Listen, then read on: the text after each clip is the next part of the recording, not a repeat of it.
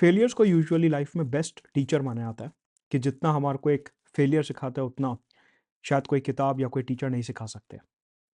लेकिन यूपीएससी की जर्नी में एक फेलियर ऐसा है जो हम में से कोई नहीं चाहता, और वो है कि प्रीलिम्स वाले दिन हमारा जीएस का कट ऑफ तो क्लियर हो रहा है, लेकिन सीसैट की वजह से जो कि क्वालिफाइंग पेपर है, हमारा कट ऑफ मिस हो गया और हम मेंस नहीं लिख पाए। ये एक ऐसा फेलियर है जो फेलियर से ज़्यादा एक नाइटमेयर है, और कोई भी एस्पिरेंट ऐसी स्थिति नहीं चाहता। पिछले कुछ वर्षों में, over so many years of my teaching experience, ऐसे कई सारे स्टूडेंट सामने आए जिन्होंने जीएस पेपर 1 बहुत अच्छे से क्लियर करा प्रीलिम्स में, लेकिन सीसैट में वो 67.67 मार्क्स स्कोर नहीं कर पाए, जिसकी वजह से उन्हें ईयर रिपीट करना पड़ा। ऐसी स्थिति हमारे साथ नहीं आनी चाहिए, और इसीलिए क्योंकि अब 2024 के प्रीलिम्स में अप्रॉक्सीमेटली 100 डेज रहते हैं, तो उसके लिए हम क्या कर सकते हैं, इस वीडियो में हम उस बारे में बात करने वाले हैं। आगे बढ़ने से पहले वीडियो को लाइक ज़रूर करेंगे, और रेगुलर पॉलिटी आईआर और सीसैट के अपडेट्स के लिए, डिटेल्ड कंटेंट के लिए और पीडीएफ्स के लिए चैनल को सब्सक्राइब ज़रूर करेंगे। तो इस वीडियो को हमने 4 पिलर्स में डिवाइड करा है। सबसे पहले कि एग्जैक्टली सीसैट के साथ प्रॉब्लम क्या है और ये प्रॉब्लम क्यों है। प्रॉब्लम समझेंगे तभी हमारा को उसका सोल्यूशन मिलेगा। यूपीएससी का करंट ट्रेंड क्या है और हम इस प्रॉब्लम को किस तरीके से मिलके सॉल्व कर सकते हैं। और आखिरी में आपके जितने भी मेल्स, मैसेजेस, कमेंट्स मैंने देखे, उनके बेसिस पे आपने सीसैट के मुझसे सबसे ज़्यादा क्या सवाल पूछे हुए हैं, उनको मैंने लास्ट पोर्शन में ऐड करा है। तो आपके जितने भी फ्रीक्वेंटली आस्क्ड क्वेश्चंस हैं, जो भी आपके मन में सवाल चलते हैं, वो इस वाले सेक्शन में, इस वीडियो में सॉल्व होंगे। तो चलिए सबसे पहले समझते हैं कि एग्जैक्टली सीसैट के साथ प्रॉब्लम क्या है। पहली प्रॉब्लम यूपीएससी की तरफ से आती है, और वो ये कि यूपीएससी अपने ऑफिशियल वेबसाइट पे सिलेबस में लिखता है कि सीसैट में हम 10th क्लास तक की मैथ्स और बाकी सब्जेक्ट्स पूछने वाले हैं। लेकिन अगर हम पेपर देखें और आप इस बात से वाकिफ हैं, मेरे को कोई स्क्रीनशॉट दिखाने की ज़रूरत नहीं है इसमें, कि एक्चुअल में जो क्वेश्चन आ रहा है वो काफ़ी हाई लेवल आ रहा है, including permutation, combination, probability, sequences and series. ये 10th क्लास से कई आगे के टॉपिक्स हैं जो यूपीएससी अपने प्रीलिम्स में पूछने लगा है। प्रोटेस्ट किया स्टूडेंट्स ने, लेकिन उस प्रोटेस्ट से कुछ नहीं हुआ। साथ में सेंट्रल एडमिनिस्ट्रेटिव ट्राइब्यूनल और दिल्ली हाई कोर्ट में अलग अलग प्रकार की पिटीशंस डाली गई, लेकिन उससे भी कोई रिलीफ नहीं मिला। सरकार की वैसे भी इस मसले में कोई खास रुचि है नहीं, क्योंकि सीसैट से पीड़ित एस्पिरेंट्स जो हैं वो कोई बहुत सिग्निफिकेंट वोट बैंक क्रिएट नहीं करते, और ऐसे में यूपीएससी और सरकार की तरफ से यहाँ पे हमें कोई सपोर्ट नहीं मिलता। अगर हम कोचिंग इंस्टीट्यूट्स की बात करते हैं, तो वहाँ पे कमर्शियल पॉइंट ऑफ व्यू से एक अलग प्रॉब्लम चलती है, क्योंकि 2014 में जब सीसैट इंट्रोड्यूस हुआ था तब वो बहुत ईजी आता था और वो एक क्वालिफाइंग पेपर था। डिफिकल्टी लेवल 2020-21 के बाद से इंक्रीज होना शुरू हुआ, और एस्पिरेंट्स ने सीसैट को सीरियसली लेना शुरू करा। लेकिन यूपीएससी कोचिंग कमर्शियल मार्केट में दो प्रॉब्लम्स हैं। एक, कि कोई भी टीचर अपना नाम सीसैट के साथ नहीं जोड़ना चाहता, क्योंकि सीसैट के मास्टर की इंडस्ट्री में कोई इज्जत नहीं है। उसे ऐसा माना जाता है कि वो एक ग्रेड बी का टीचर है, या फिर वो एक छोटा टीचर है एज कंपेयर टू कोई जो इकोनॉमी, हिस्ट्री, ज्योग्राफी, पॉलिटी पढ़ा रहा है, वो एक बड़ा टीचर माना जाता है। इवन तो सीसैट के बिना पेपर क्लियर नहीं होगा, लेकिन हार्श रियलिटी यही है। यदि कोई टीचर कोशिश करके सीसैट पढ़ाने की कोशिश करता भी है, तो उसके बाद ये होता है कि कोचिंग वालों को अपना कॉस्ट बेनिफिट वहाँ पे निकालना होता है कि सिर्फ सीसैट का तो कोई टीचर हायर नहीं करेंगे स्पेसिफिकली, आप साथ में अपनी सेमिनार, मार्केटिंग और अपना ये जो पूरा छोटे-छोटे सब्जेक्ट्स होते हैं, इसमें भी हमारी हेल्प करिए, जिससे कि कॉस्ट बेनिफिट एक्चुअली बैठे।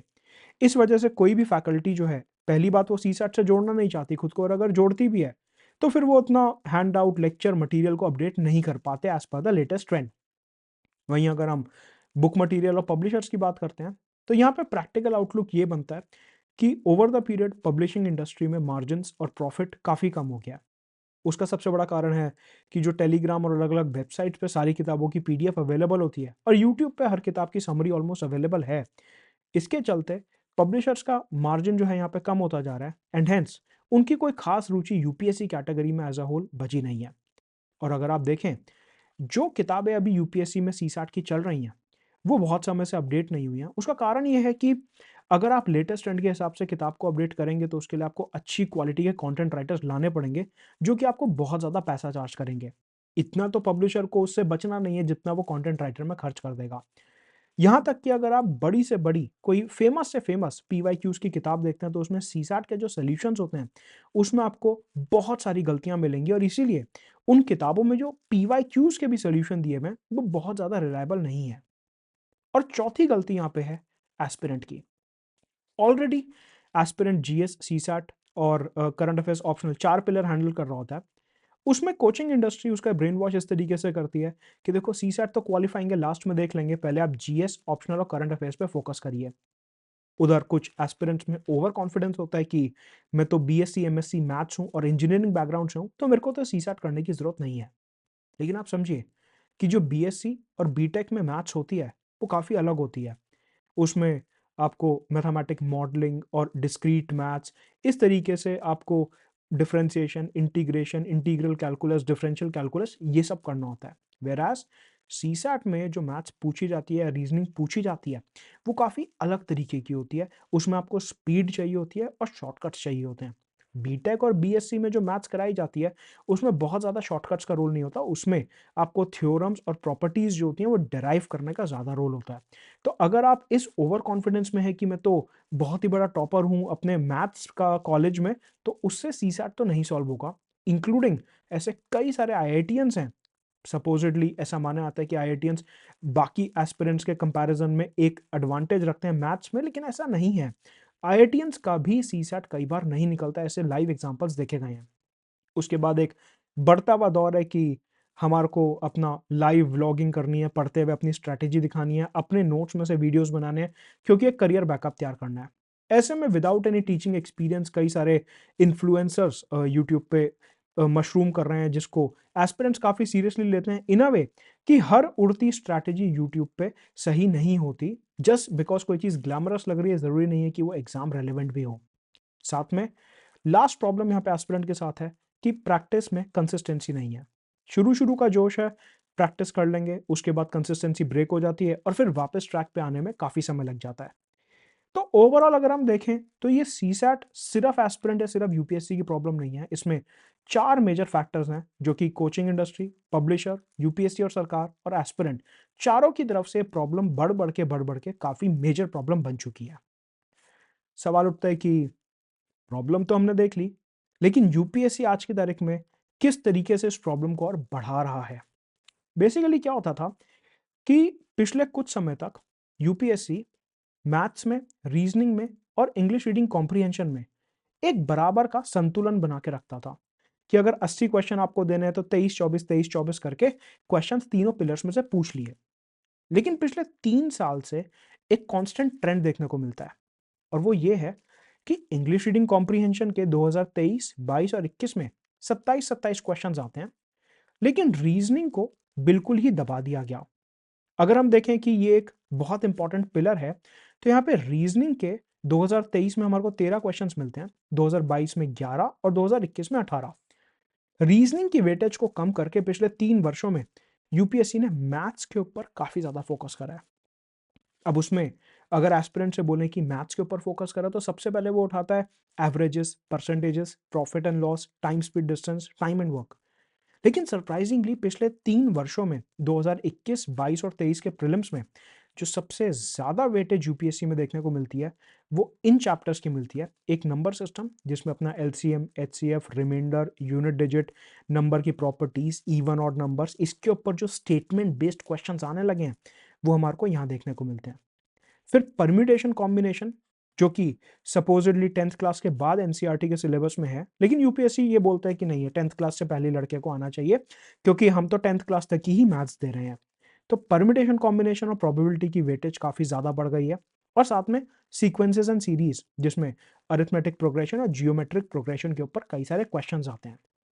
प्रॉब्लम यहीं पे खत्म नहीं होती।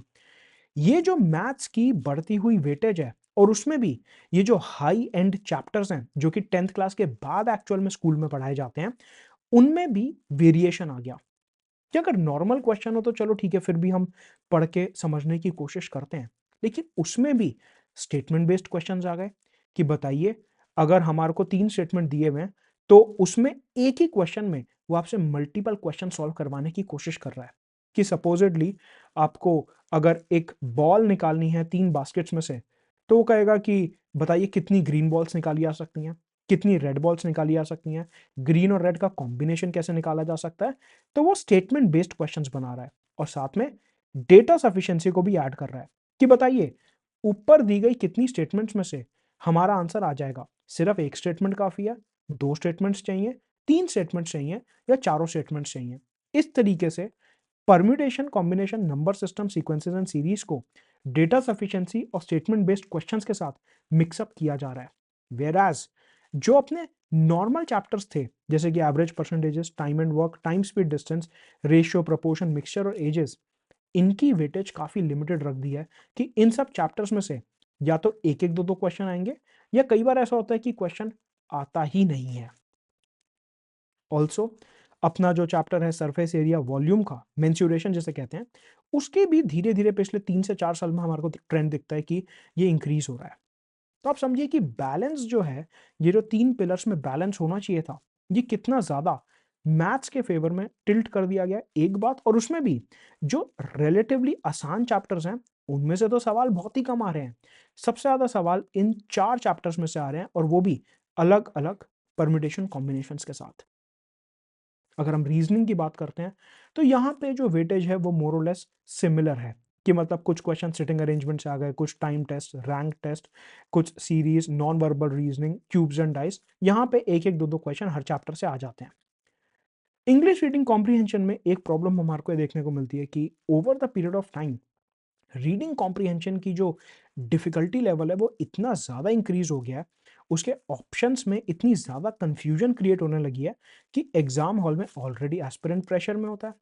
एक तो पहले जीएस का पेपर दिमाग में घूम रहा होता है, बीच में 3 घंटे का गैप होता है, उसमें पूरा टाइम ये डिस्कशन चलता है कि ये वाला क्वेश्चन क्या सही करा, ये वाला पॉलिटी का क्वेश्चन कैसा था, ज्योग्राफी का क्वेश्चन कैसा था।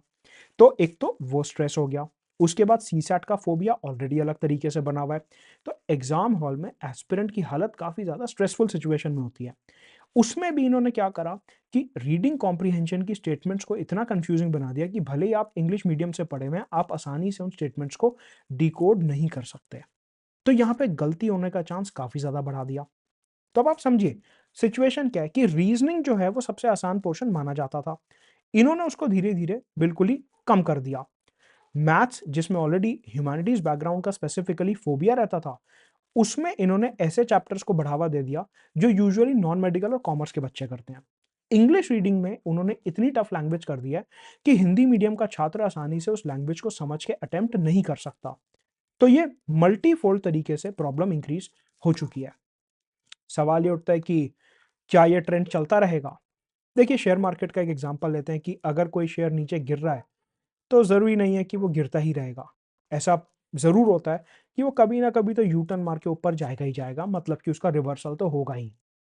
जैसे हर चीज़ की एक स्पेसिफिक शेल्फ लाइफ होती है कि कोई भी चीज़ परमानेंट नहीं है, वैसे ही ये तो हमारे को पक्का पता है कि यहाँ पे भी कोई ना कोई रिवर्सल तो पक्का होगा। कि हो सकता है आने वाले वर्ष में रीजनिंग की वेटेज काफ़ी ज़्यादा बढ़ा दी जाए, या मैथ्स में इन चैप्टर्स की वेटेज कम कर दी जाए, या इन चैप्टर्स की इंक्रीज कर दी जाए, या रीडिंग कॉम्प्रीहेंशन को आसान बना दिया जाए। ये सब प्रोबेबिलिटीज हैं, लेकिन हमें ये नहीं पता कि क्या ये 2024 में ही हो जाएगा, ये 2025 में होगा, 2026 में होगा या 2027 में होगा, हमें नहीं पता। ऐसे में आपको यहाँ पे कोई प्रिडिक्शन नहीं करनी है कि अच्छा पिछले 3 साल में ये चैप्टर्स में से सबसे ज्यादा आया है तो मैं सिर्फ यही चैप्टर कर लेता हूँ। आपको ये नहीं करना, क्योंकि हमें नहीं पता कब रिवर्सल हो जाएगा और कब वेटेज और ट्रेंड एकदम बदल जाएगा। अनप्रिडिक्टेबल इसीलिए बोला जाता है यूपीएससी को। तो सवाल उठता है कि सर इस प्रॉब्लम का सोल्यूशन क्या है। ये हमने पूरा देखा कि सीसैट किस तरीके से एस्पिरेंट की लाइफ को मुश्किल करता आ रहा है, तो अब इसको सॉल्व कैसे करें। देखिए यहाँ पे मैंने आपको ये समझाया कि मार्केट में कोई बुक बहुत इजीली अवेलेबल नहीं है, कोई एक वन स्टॉप सोल्यूशन नहीं है। इसीलिए कोशिश ये है कि मैं यहाँ पे आपके लिए एक वन स्टॉप सोल्यूशन सीसैट का क्रिएट करने की कोशिश कर रहा हूँ, जो एक एब्सोल्युटली फ्री है मेरे यूट्यूब चैनल पे। समझने की बात यह है कि इस सीरीज में मैं क्या कर रहा हूँ कि एक तो एक कंसिस्टेंट सीरीज है। अगर मैंने कमिटमेंट करी है कि मंडे टू सैटरडे इसमें वीडियो आएगा, मतलब आएगा। साथ में इसमें जो क्वेश्चंस हैं, पहली बात तो वो मैं किसी किताब से ले नहीं रहा, अगर लेता भी हूं तो उसमें खुद से मॉडिफिकेशन करता हूं based upon data sufficiency, statement type questions, उसके अलावा मल्टीपल स्टेटमेंट वाले क्वेश्चंस। इन सब के हिसाब से मैं खुद उसमें मॉडिफिकेशन करता हूँ। तो आपको कोई भी क्वेश्चन डायरेक्टली किसी किताब से कॉपी पेस्ट नहीं मिलेगा। जितने भी क्वेश्चंस हैं, भले ही वो नंबर सिस्टम के हों या फिर वो अलग-अलग चैप्टर्स के हों, उनमें मैं खुद से मॉडिफिकेशंस करने की कोशिश करता हूँ सो दैट एग्ज़ाम में 2023 वाला जो डिफ़िकल्टी लेवल है, वो आपको घर बैठे मिल सके। साथ में ये वाला जो करंट ट्रेंड के क्वेश्चंस हैं, ये आपको आसानी से किसी टेस्ट सीरीज़ या बुक में नहीं मिलेंगे। उसका रीज़न ये है कि अभी इस टाइप के क्वेश्चंस के ऊपर पब्लिशर्स और मार्केट ने काम करना शुरू नहीं किया है। तो ऐसे में एक तो बात हो गई कि लेटेस्ट ट्रेंड के क्वेश्चंस हो गए। इसके अलावा जितने भी क्वेश्चंस मैं समझाता हूँ, वो पूरे बेसिक्स के साथ इंक्लूडिंग ऑल द शॉर्टकट्स मैं यहाँ पे कवर करता हूँ। तो अगर आपको लग रहा है कि ये तो प्रैक्टिस है, नहीं, ये प्रैक्टिस तो है ही, लेकिन साथ में इसमें डिटेल्ड बेसिक्स भी कवर्ड हैं। प्लस यहाँ पे मैं सिर्फ हाई प्रोबेबिलिटी चैप्टर्स के ऊपर फोकस नहीं करता हूँ। आप इस सीरीज में देखेंगे, अभी तक मैं इसमें 16-17 लेक्चर्स डाल चुका हूँ। इसमें हर एक चैप्टर से मैंने क्वेश्चंस डालने की कोशिश करी है, चाहे वो यूपीएससी ने पिछले साल पूछा हो या ना पूछा हो। अगर सिलेबस में है तो वो चैप्टर यहाँ पे कवर ज़रूर होगा। तो इस सीरीज को आप फॉलो कर सकते हैं as one stop solution. Reason being कि आपके पास कोई और किताब है नहीं, कोई और सोर्स है नहीं। 10 जगह भटकने से बेहतर है कि जो मैं एक वन स्टॉप सॉल्यूशन आपके लिए क्रिएट कर रहा हूँ, आप उसको फॉलो करिए और आप क्वेश्चंस का लेवल देखेंगे तो आपको खुद समझ में आएगा कि इसमें कितनी मेहनत पीछे जाती है। इस सीरीज को फॉलो करने के लिए नीचे डिस्क्रिप्शन बॉक्स में लिंक दिया हुआ है प्लेलिस्ट का, उस पे क्लिक करेंगे, पूरी प्लेलिस्ट आप फॉलो कर सकते हैं। साथ में इसके जितने भी लिंक्स हैं वीडियोज़ के, वो मेरे टेलीग्राम चैनल पे भी मिल जाएँगे, जो नीचे डिस्क्रिप्शन बॉक्स में दिया हुआ है। तो हमने देखा कि इस प्रॉब्लम को हम किस तरीके से मिल के सॉल्व कर सकते हैं और इसमें मैं आपकी पूर्ण रूप से सहायता कर सकता हूँ, कंसिस्टेंसी के साथ। ऐसा नहीं होगा कि अभी मैं यहाँ पे वादा करूँ कि हाँ, मैं 70, 80, 100 क्लासेस में आपको सीरीज़ पूरी कराऊँगा और फिर 1 लेक्चर डाल के 10 दिन गायब हो जाऊँ और फिर दुनिया घूम के आऊँ। नहीं, ऐसा नहीं होगा। अगर बोला है तो बिल्कुल होगा। इसके ऊपर आप कंप्लीटली रिलाय कर सकते हैं। आगे बढ़ने से पहले वीडियो को लाइक करना नहीं भूलेंगे। चैनल को सब्सक्राइब कर लीजिए अगर सीसैट, पॉलिटी और आईआर पे ग्रिप बनानी है, और साथ में टेलीग्राम चैनल ज़रूर जॉइन करेंगे for all the latest updates. अब आते हैं आप लोगों ने मेरे को क्या मैसेजेस और ईमेल्स भेजे, एक बारी वो समझते हैं। सबसे पहला क्वेश्चन यहाँ पे पूछा गया कि सर ये सीसैट के लिए, जैसे ज्योग्राफी हिस्ट्री में हम एनसीईआरटी करते हैं, क्या सीसैट के लिए भी एनसीईआरटी कर लें? जवाब है ना। उसका रीज़न ये है कि एनसीईआरटीज़ जो हैं, उसमें जो मैथ्स दी गई है वो काफ़ी अलग तरीके से दी गई है। और सीसैट की जो रिक्वायरमेंट है, जिस लेवल पे क्वेश्चन आ रहा है, वो एनसीईआरटी से कवर नहीं होगा। सिर्फ 2 चैप्टर्स हैं, जो अगर आप चाहें तो एनसीईआरटी के बेसिक्स देख सकते हैं। एक परम्युटेशन कॉम्बिनेशन जो कि 11th क्लास एनसीईआरटी में मिलेगा, और एक प्रोबेबिलिटी जो आपको अगेन 11th क्लास एनसीईआरटी में मिलेगा। ये कंपल्सरी नहीं है कि आपको करना ही करना है। मैं अपने प्लेलिस्ट में जो क्वेश्चंस करा रहा हूँ, वहाँ पे मैं एकदम अच्छे से बता रहा हूँ प्रोबेबिलिटी और परम्यूटेशन कॉम्बिनेशन। लेकिन अगर आपको लगता है कि नहीं, मेरे को खुद से करना है, तो आप एनसीईआरटी पूरी मत पढ़िए। सिर्फ ये 2 चैप्टर्स जो हैं, ये आप देख सकते हैं। अगर आप चाहें तो यहाँ पे सीक्वेंसेस एंड सीरीज भी देख सकते हैं, बट वो मैं यहाँ पे कवर करवा दूँगा सीरीज में। राइट। दूसरा उठता है कि सर हम क्या क्वांट या रीजनिंग स्किप कर दें, सिर्फ इंग्लिश रीडिंग कॉम्प्रिहेंशन कर लें? जवाब है ना, स्ट्रिक्टली नो। क्योंकि मैंने अभी आपको बताया कि यूपीएससी उड़ता तीर फेंकेगा और उसमें हमारे को फंसना नहीं है। हो सकता है कि अगले साल रीडिंग कॉम्प्रिहेंशन इतना टफ हो जाए कि कोई टच भी ना कर पाए। तो ऐसे में अगर आप रीजनिंग या क्वांट स्किप करके जाओगे इंग्लिश रीडिंग कॉम्प्रिहेंशन के भरोसे, तो आप तो फंस गए, आपका तो साल बर्बाद हो गया। हमारे को वो नहीं करना है। ऐसे में हमारा फोकस ये होना चाहिए कि जितने भी पोर्शंस हैं, मान लीजिए आपका क्वांट कमजोर है, आप रीजनिंग पे ज़्यादा फोकस करिए, रीडिंग कॉम्प्रिहेंशन पे फोकस करिए, क्वांट पर भी फोकस करिए, लेकिन उसको छोड़ना नहीं है। क्योंकि आप देखिए अभी 30 प्लस क्वेश्चंस जो हैं, वो क्वांट से आने लगे हैं। मतलब 1/3 से ज़्यादा पेपर क्वांट से आ रहा है। अभी आप वो छोड़ने का तो नहीं सोच सकते, वरना तो सिलेक्शन फिर गया।